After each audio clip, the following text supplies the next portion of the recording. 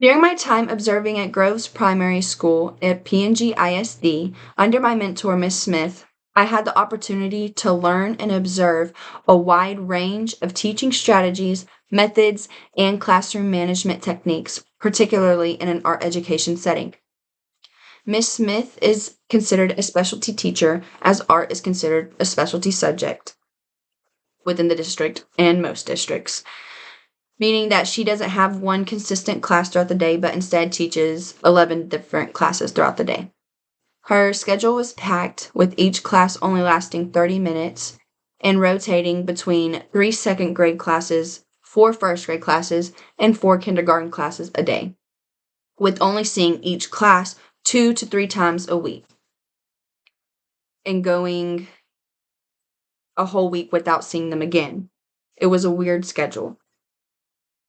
Given the many classes and the short time with each group, Ms. Smith explained that it was more practical and time efficient for all students to be working on the same project with adjustments and modifications based on their development and grade levels, rather than multiple projects open for multiple different grades at a time. She explained that this approach allowed for more consistency in student art production and her lesson planning. One thing that I noticed while I was in her classroom was her organization. Before the day began, Miss Smith would have each class's needed materials in a cart with each drawer labeled for each class of the day, which I found to be very helpful. And as Miss Smith would introduce the day's lesson, I would help by walking around each table and making sure that the correct material and the correct class's work is out on the tables, ready for the students to start their projects.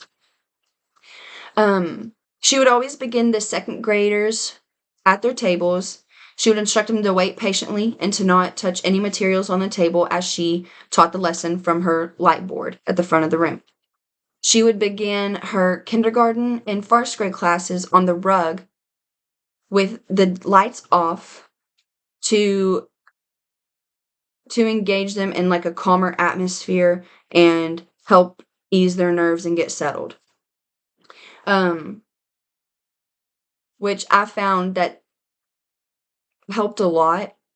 The students would come in, notice that the lights are off, and immediately like ease. I don't know. The seating arrangement also created a good structure for the class and helped each group transition into their task with more focus and more ease.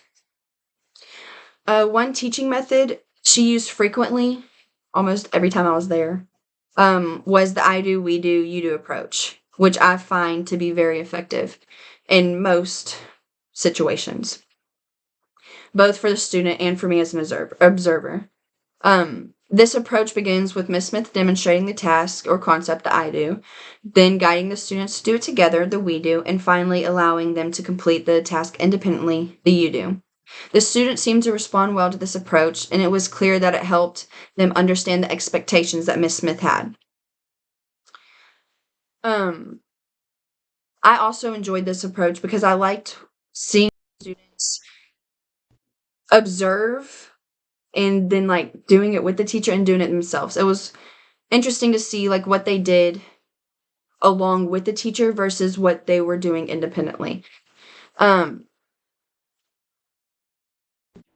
Miss Smith also keep the instructions on the board for the students. So after the lesson, if they had any questions, instead of multiple students raising their hand over and over, they could read the board if they could read.